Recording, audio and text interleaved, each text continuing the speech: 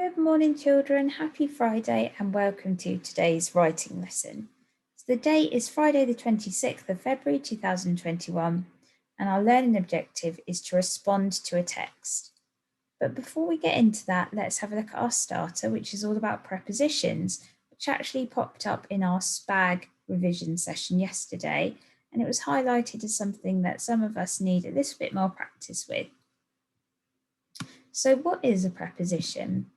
A preposition is a linking word in a sentence used to show where things are in time or space. Prepositions are generally placed before the noun or pronoun to which they are referring to in a sentence. So we've just got 3 sentences here, and I would like you to think of and choose an appropriate preposition for each one. Now you've got about 5 or 10 minutes on your starter. If you get them done within the first minute, then I would just like you for a bit of revision for yourself to write your own sentences, including prepositions. So number 1, blank, I ate my dinner, I had my pudding. Number 2, when I dropped my book, my cat ran blank the table. Number 3, my bookshelf is blank my toy box. Okay, so pause the video now and have a go at filling in the blanks with the prepositions. Okay, let's see how you got on. These are the prepositions that I picked. So after I ate my dinner, I had my pudding. When I dropped my book, my cat ran under the table. And number 3, my bookshelf is above my toy box. So well done if you got those or other appropriate ones, and well done if you created your own sentences.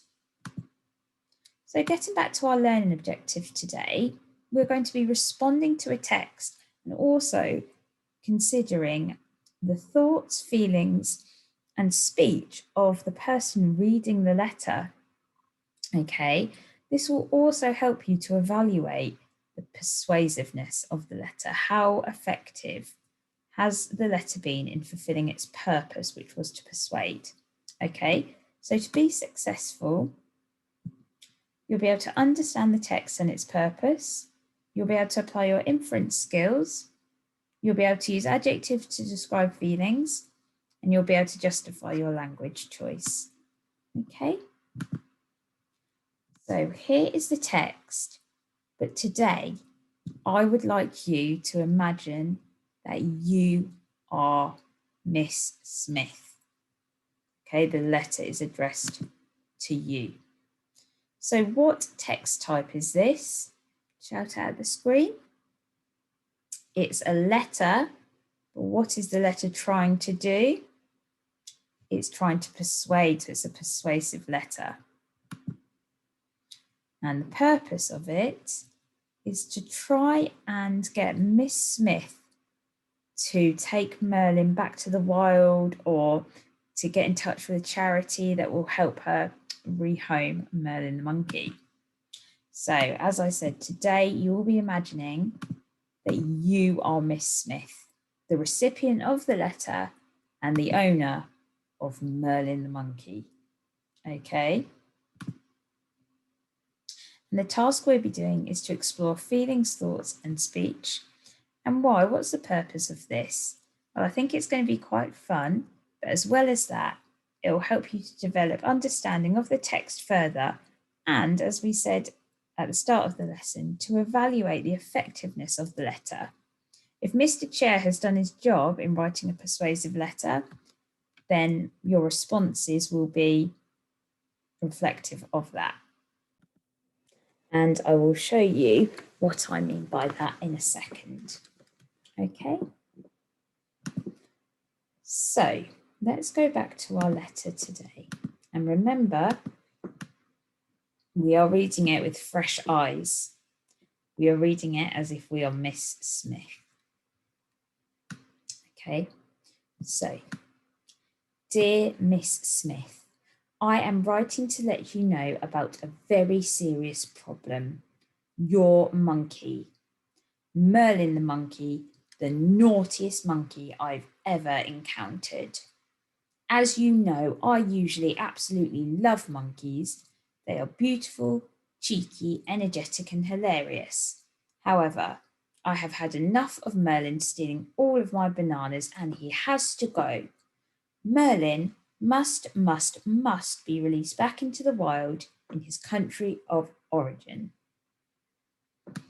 Firstly, I work my hardest every day to earn enough money to buy my favourite snack. But each time I go to eat one of my most precious bananas, they've been stolen by Merlin the monkey. Friday evening, for example, he stole my best bunch. Is that fair on me? Secondly, he is actually breaking the law by trespassing into my home uninvited. In my opinion, you should only have pets you can control. I know some believe monkeys are the nicest pets, but I feel that they should not be domesticated in this way. As a result of this, I believe Merlin should be taken back to his home in the wild. I am sure that you would agree. Don't you think it would be kinder to the poor animal? Merlin is, after all, a wild animal who should be spending his days climbing the tallest trees, swinging on branches, or chasing other glorious monkeys around. You know it's true. Please contact a wildlife charity as soon as you can. Do the kindest thing, not only for me, but for Merlin. Yours sincerely, Mr. Chair, your kind and thoughtful neighbour. Okay, so how did that feel reading it through the eyes of Miss Smith? Now, this is your assignment for today. And what you'll be doing is filling in this little table here. Now, this justify part is the challenge. Okay, so you might not get onto that. Put that in purple. Okay, that's only if you would like to challenge yourself today. So, you're Miss Smith. You have just read this letter. I want you to think about how you are feeling. Okay, so I'm going to give you a little bit of help. I'm going to put some words to describe how you're feeling in here. And it's up to you whether you use these or you come up with your own. So you might be feeling surprised. You didn't know there was an issue. You might be feeling guilty. You know there's an issue going on and you just ignored it. You might be feeling angry. You might be feeling annoyed. You might be feeling amused. You might find it's funny that he's written this letter. Okay, so remember, you are filling in this box as if you are Miss Smith. So I'm going to model here for you. As I was reading this letter, I was quite embarrassed at first. Okay. I then got a bit angry. How can he talk about my lovely pet like that? By the end of reading the letter and on reflection, I feel guilty. Okay, and then if you want to do the challenge, you have to justify why. As I was reading this letter, I was quite embarrassed at first. Justify, it's not very nice to read things like that and to have someone think I can't control my pet. And then this bit, then I got a bit angry. How can you talk about my lovely pet like that? You might put, I love my pet Merlin and I think he is very well behaved. I don't like people suggesting otherwise. Okay. And then this part, by the end of the reading the letter, and on reflection, I feel guilty. It has made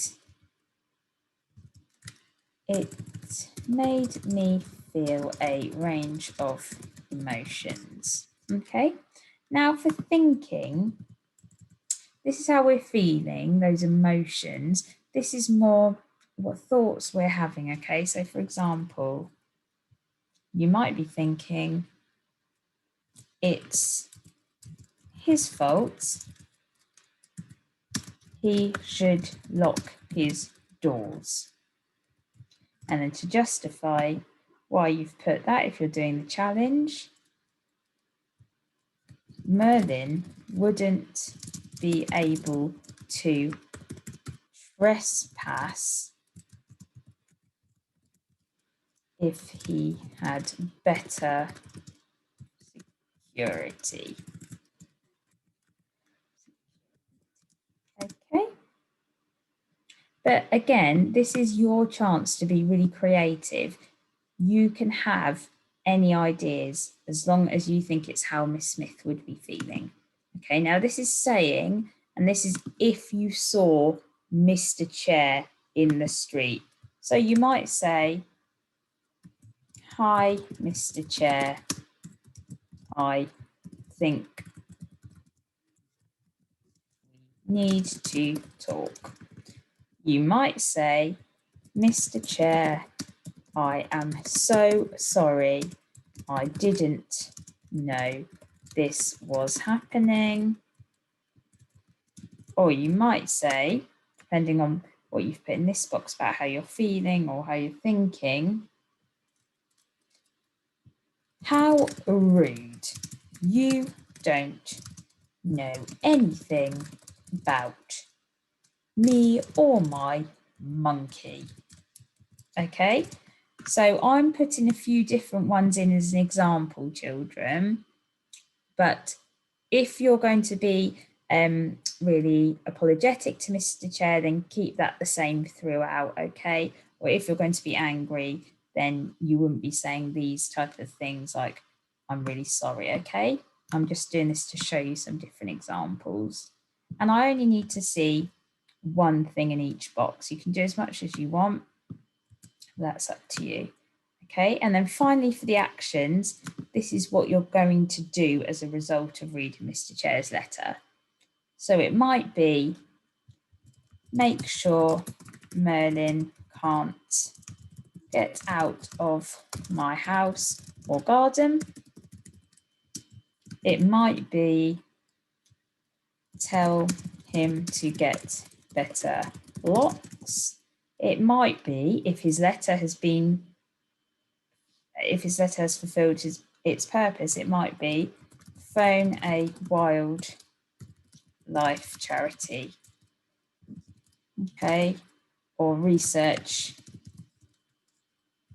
sending Merlin home. Okay, so depending on how you're going to be feeling as Miss Smith will depend what you write in these boxes, okay? And the last bit, which is something everyone needs to do, from what I have written today, I rate Mr. Chair's letter as being blank out of 10 in levels of persuasiveness, okay? So this is really important because what you put in here needs to match up with this. So if your action is you're definitely going to release Merlin back into the wild, then that would be 10 out of 10 because he's persuaded you to do what he wants. If you don't think there's a problem at all and you're quite angry with what he said, then it would be 1 out of 10 or a low number. If it's making you think, oh, maybe you do need to research on if a monkey's a good pet or research about a charity and what your options are, then it might be a 7, 8, something like that, okay? But what you put in here needs to tally up with the score you give him. So you can't say he's 10 out of 10 in levels of persuasiveness if you're not going to do anything for your actions. You're going to buy Merlin some bananas and ignore Mr. Chair. Okay, so I'm really excited to see your responses today. I think it'd be really fun to see how you respond as Miss Smith. So I hope you enjoy this lesson. I've enjoyed making it for you today. And yeah, I can't wait to see your learning. Take care, children. Bye.